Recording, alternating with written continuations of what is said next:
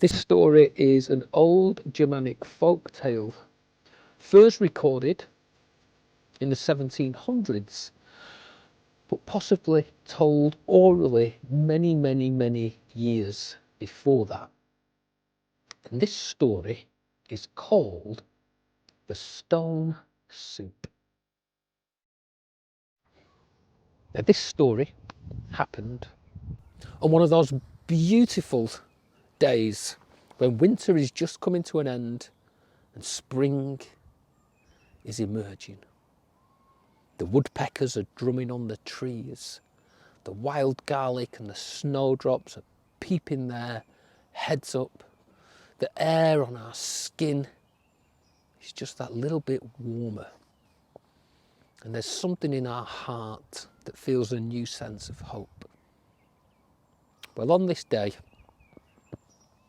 off in a valley that was topped by high snowy mountains, there was a village. This village had a scattering of beautiful houses, and outside each house was a beautiful garden with seats to sit. The footpaths were perfectly prepared. The orchards grew with an abundance of fruit. All seemed well. And then one day, two travellers come wandering into the village, and they looked around and they said, "Oh, this looks like a great place to stay. Oh, we are so hungry. We have been walking for months and months. I am sure that the people here will welcome us and feed us." And the travellers walked on, and they had very ragged clothes. One of them had a long beard. They had grime and dirt in the creases on their faces. Their hands were weathered and their nails long and dirty. And they went to one house and they knocked. Excuse me. They knocked on the door and they waited. Then the door swung open and a big burly lady stood there with a long red dress and a white blouse. And she looked at them and she said, "Can I help you?" And they said, "We have travelled long and far. For months and months we have walked through the land. We are really hungry.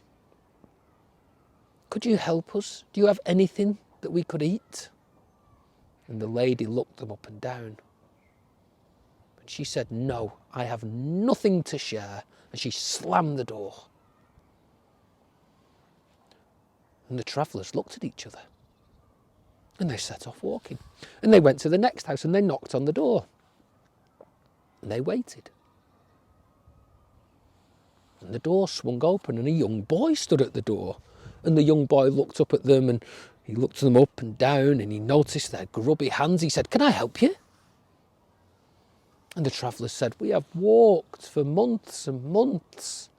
Our bellies are empty. Do you have any food that you can share?" And the boy thought for a moment. And he said, "No, I have nothing to share." And he slammed the door. And he went back inside. And the travellers looked at each other. They said, "How unusual. This place looked so abundant. Yet they have nothing to share."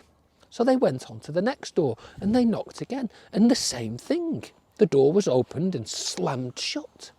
And they went on and on and on. And every door that was opened, they were told that there was no food. So the weary travellers walked to the centre of the town, and there in the centre of the town there was a well. And they sat down on the edge of the well and they began to think. And one of the travellers said to the other, "If this is a town with no food, the people need our help. I know, let's make them some magic soup." And the other traveller agreed, and they reached into their bag and they pulled out a stone. And they said, "Yes, let's make them stone soup." So the traveller stood up on the well and called out, "We're making a magic soup. Does anybody have a pot? We need a pot." And there was silence. And then there was a creaking of a door. And a man popped his head out and looked around. And then he went back inside and he came back out with a huge pot. And he carried it to the middle and he put it on the ground. And the travellers became busy collecting firewood, and they built a fire all the way around the bottom of the pot. And then from the well they gathered water and they filled the pot with water. Now the man who had come out watched very curiously as the traveller pulled out the stone and dropped it in the pot.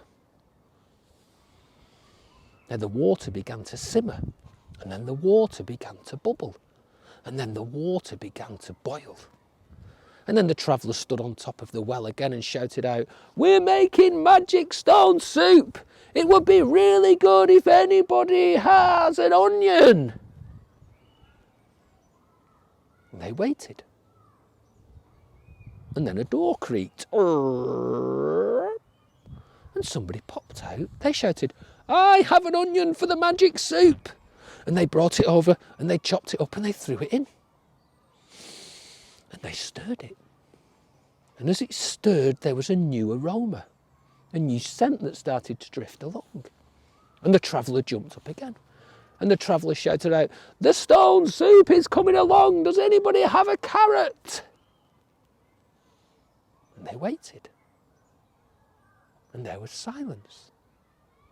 And then the door swung open. And somebody popped out and said, "I have a carrot." And they ran over and they chopped the carrot and they threw it in. And then the traveller jumped on the well and said, "Does anybody else have anything for the stone soup?" And somebody else popped out. They said, "I have a potato." And then somebody else, "I have some beans. I have a turnip. I have some beetroot." And in no time at all, people were coming out of their houses from all around the town. And they were chopping up vegetables and they were throwing them in the soup. "I have some herbs. I have some salt." And then somebody appeared and they said, "I have some bread to go with the soup. And I have some tables and I have some chairs." And in no time at all, the whole centre of the town around the well was filled with people and tables and chairs and chatting and soup. The travellers started to dish out the soup and put it out, and people started eating it. They said, "This soup is delicious. Thank you so much." And somebody said, "How did they make this soup with just a stone?" And one traveller winked at the other one. They said, "Oh, this soup is made from something very, very, very magical. A very magical ingredient." And they scooped in and took out the stone and put the stone in a bowl and said to the people, "May you ever keep this magic ingredient and may it always bring you together." And with that they turned, and with a belly full of soup they walked off into the distance, leaving the whole town sat together enjoying their feast. So that is the story of the stone soup. And what's great about this story and the way it is left like this is that there is a magic ingredient. But is it really the stone? Or is it something else? When you tell this story, this is a great question to ask at the end. What is the magic ingredient? Well, I know, and you all know, that the magic ingredient is not the stone, or the carrot, or the potato, or the beans, or the pasta. The magic ingredient is community. And it shows that when we come together and we share and we help each other, we can really make magical things happen. So I hope you enjoyed that story.